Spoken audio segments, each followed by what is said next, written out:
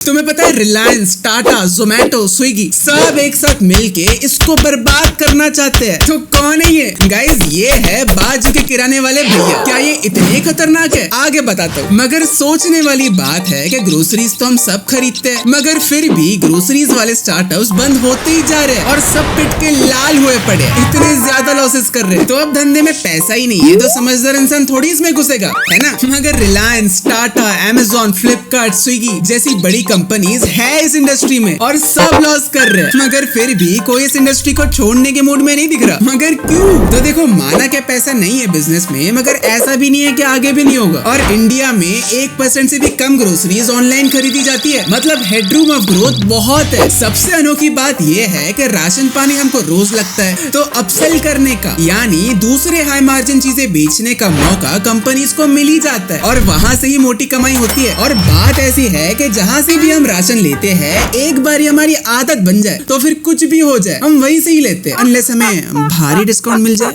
है ना? हम बस गांधी जी के सगे हैं। अरे ये वाले नहीं, हाँ ये वाले गांधी जी। इसीलिए ये बड़ी कंपनीज बिना प्रॉफिट, बिना पैसे, बिना लॉयल कस्टमर्स के लगे पड़े, क्योंकि ग्रोसरीज का मार्केट बढ़ेगा तो सही, मगर दिक्कत है अभी भी बहुत है। पता है अमेरिका में जब लोग राशन खरीदने निकलते हैं तो वो लोग 10-12 हजार खर्चा कर देते हैं, क्योंकि वो 15-20 दिन का सामान एक बारी में ही खरीद लेते हैं। लेकिन इंडिया की परंपरा अलग है। हमारी मम्मियों को रोज शॉपिंग करने में बड़ा मजा आता है और इन जनरल भी हम सिर्फ 2 या 3 दिन का सामान ही खरीदते हैं, जिससे इंडिया की एवरेज ऑर्डर वैल्यू सिर्फ 490 ही रहती है। और यहाँ पे महीने भर का सामान तो सिर्फ पैंडेमिक में ही लिया जाता है। तो अगर 500 के ऑर्डर पे करीबन 15% का प्रॉफिट माने, यानी सिर्फ 75 रुपए, तो इसमें से डिलीवरी चार्ज, एम्प्लॉइज की तनख्वाह, एम्प्लॉइज की दिवाली की खर्ची, एडवर्टीजमेंट, इतना खर्चा निकालना पड़ता है। और ऊपर से तुम लोगों को डिस्काउंट भी चाहिए, शर्म नहीं आती? और छिंदी चोरी में हमें कोई पीछे छोड़ सकता है क्या? अगर ये कंपनी डिस्काउंट देती भी है तो हम अलग अलग नंबर से ऑर्डर करके वो डिस्काउंट दोबारा से ले लेते हैं। तो इतना खर्चा करने के बाद अगर किस्मत से कुछ छोटा मोटा चिल्लर बच जाता है तो वो कंपनी घर लेके जाती है। शायद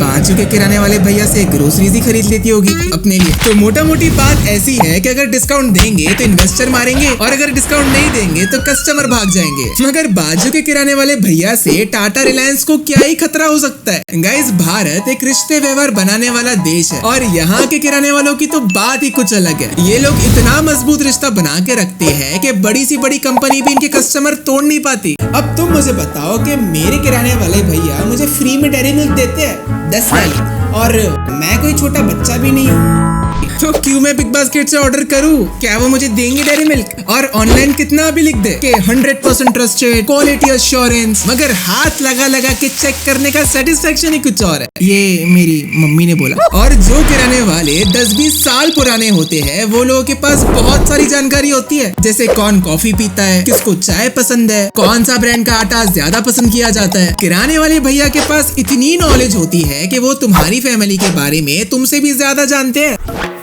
भैया अमूल दूध है क्या? हाँ, पर आपकी मम्मी तो हल्दीराम में लेके जाती है। क्या? हल्दीराम का? हाँ वही दे दो। ठीक है। रेड लेबल भी दे देना एक। Red label? पर आपके पापा तो वाघ बकरी पसंद करते हैं। ये ज्यादा हो गया। पैंडेमिक के बाद से बहुत सारे किराने वालों ने होम डिलीवरी देना भी शुरू कर दिया है। उन्हें बस व्हाट्सएप करो और छोटू घर पे सामान छोड़ जाता है। कोई क्वालिटी या धोखेबाजी की टेंशन लिए बिना उसी दिन राशन घर पे पहुंच जाता है, क्योंकि दुकान तो आसपास ही होगी। एक टाइम था जब डिलीवरी वाले 30 से 35 हजार तक कमाते थे। शुरुआत में पैसा इतना देती थी कंपनीज कि मैं खुद बस बनने ही वाला था।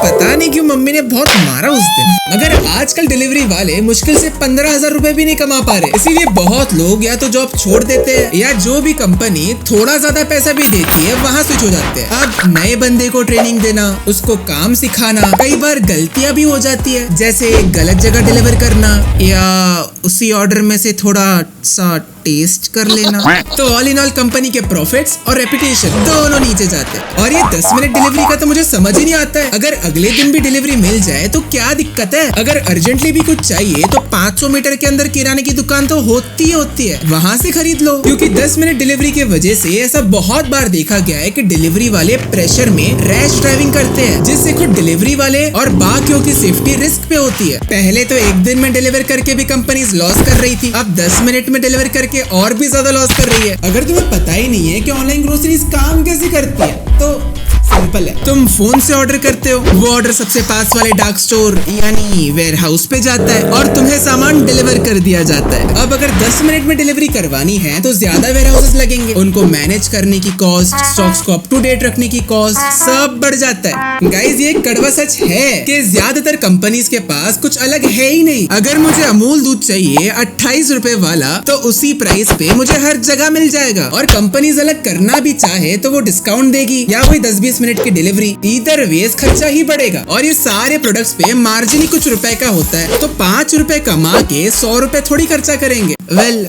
कंपनीज कर रही है। अब जब डिफरेंशिएटर ही नहीं है तो जोर शोर से एडवर्टाइजिंग तो करनी पड़ेगी। अगर एडवर्टाइजिंग से ही मार्केट शेयर डिसाइड हो तो इवेंचुअली उसका ही मार्केट होगा जिसके पास अंधा पैसा हो। पता है ना किसकी बात हो रही है। चलो अगर एक बार को हजारों करोड़ों लगा के कस्टमर्स को लाभ ही ले, मगर कस्टमर ही लॉयल नहीं है। अगर 2 रुपए सस्ता कोई दे दे तो कस्टमर उसका है ना, गांधी जी की ताकत। देखो ग्रोसरी मार्केट का फ्यूचर ब्राइट है, नो डाउट, मगर एक मिडिल क्लास कस्टमर की लॉयल्टी हासिल करना आसान काम नहीं है, खासकर अगर वो इंडियन कस्टमर हो, क्योंकि इंडियन कस्टमर्स बहुत कॉम्प्लिकेटेड होते हैं यार। बहुत कम में बेचो तो सस्ता बेकार बोलते हैं, बहुत महंगे में बेचो तो सर पे चढ़ा देते हैं। इसीलिए इंडियन मार्केट में वही कंपनी चलेगी जो वैल्यू फॉर मनी की चीज दे। भैया कपड़े धोने का साबुन दीजिए। ये लो 40 रुपए का है ये। भैया 40 रुपए वाला नहीं, ये बाजू की दुकान में तो 30 रुपए में मिल रहा है। 2 रुपए का मार्जिन बचता है, क्या अरे किट कर रहे हो आप? बता तो फिर इधर और इधर दुकान वाले कैसे दे रहे हैं? अरे तो आप पार्टियां उनके पास से लो, अभी तक किट मत